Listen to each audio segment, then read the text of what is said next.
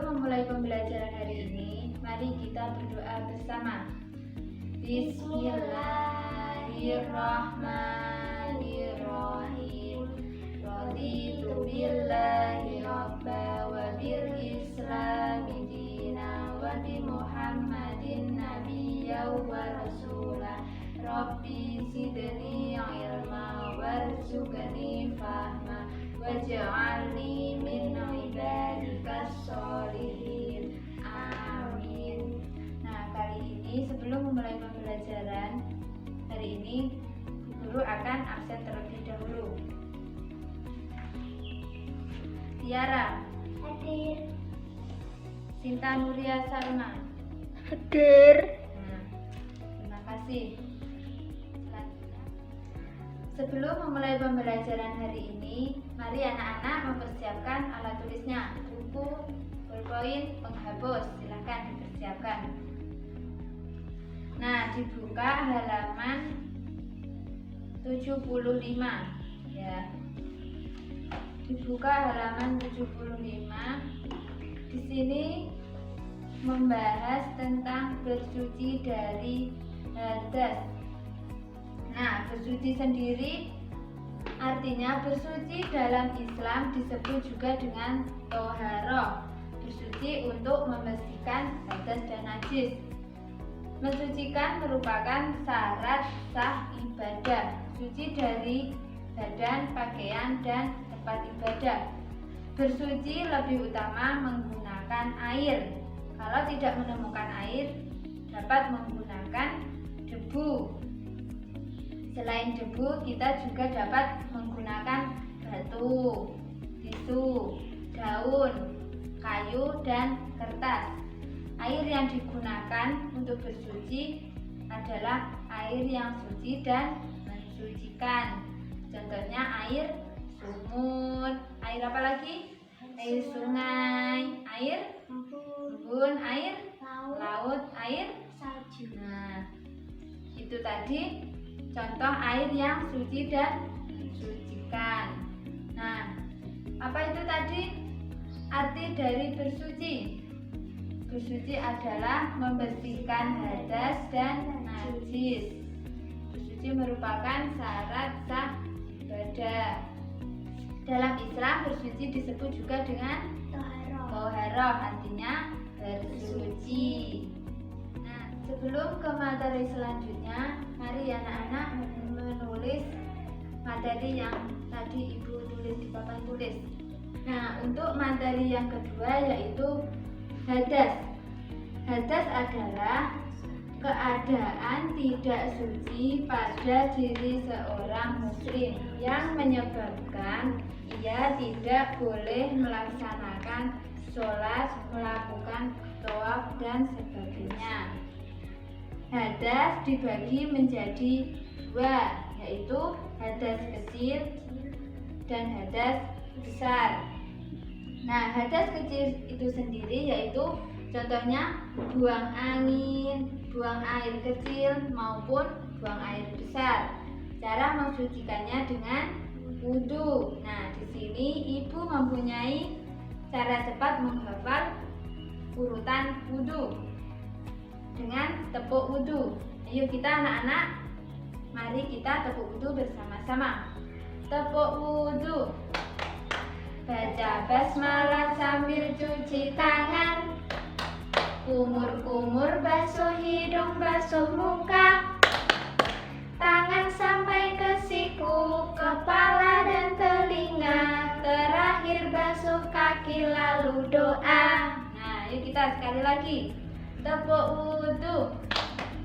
Baca basmalah sambil cuci tangan. Kumur-kumur basuh hidung, basuh muka. Tangan sampai ke siku, kepala dan telinga. Terakhir basuh kaki lalu doa. Nah, terima kasih. Nah, selanjutnya kita hadas besar. Hadas besar itu contohnya haid dan nifas dan lain-lain. Nah, haid itu sendiri haid adalah datang bulan bagi kaum perempuan. Kalau sudah balik usianya sudah 9 tahun ke atas. Kalau nifas adalah darah yang keluar setelah melahirkan, sepertinya ibunya kalian masing-masing ya. Nah, hadas besar ini cara mensucikannya dengan mandi besar. Mandi wajib dilakukan dengan cara niat mandi untuk menghilangkan hadas besar, menyiramkan air ke seluruh tubuh sampai merata, dari ujung rambut sampai ujung kaki. Jika tidak bisa menemukan air atau berhalangan karena sakit, kita dapat bersuci dengan tayamum. Nah, tayamum itu menggunakan debu yang suci, bukan debu di dalam kelas. Kita ada debu di samping kita. Nah, kita buat bersuci itu tidak bisa, itu kan memungkinkan najis atau tidak. Nah, kita kalau tayamum menggunakan debu yang suci. Tayamum ini dapat digunakan untuk bersuci sebelum sholat, mengganti wudhu. Nah, setelah itu anak-anak bisa menyalin materi yang ditulis ibu ini atau melihat di LKS. Materi yang terakhir yaitu bersuci setelah buang air. Setelah buang air kecil atau buang air besar, kita harus bersuci untuk membersihkan bekas kotoran. Bersuci setelah buang air disebut juga dengan istinja. Istinja lebih utama menggunakan air. Jika tidak menggunakan air atau berhalangan karena sakit, boleh menggunakan benda padat seperti tadi. Yang bersuci itu tadi seperti menggunakan batu, kayu, daun, atau tisu. Nah, tata cara buang air kecil di kamar mandi itu ada 7.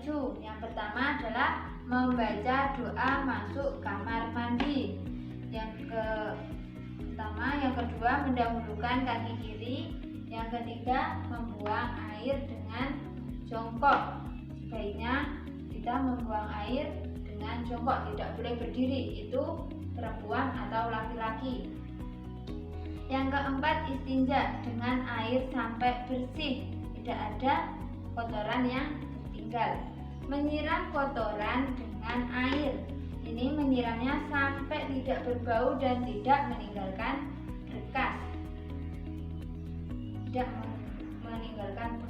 kotoran.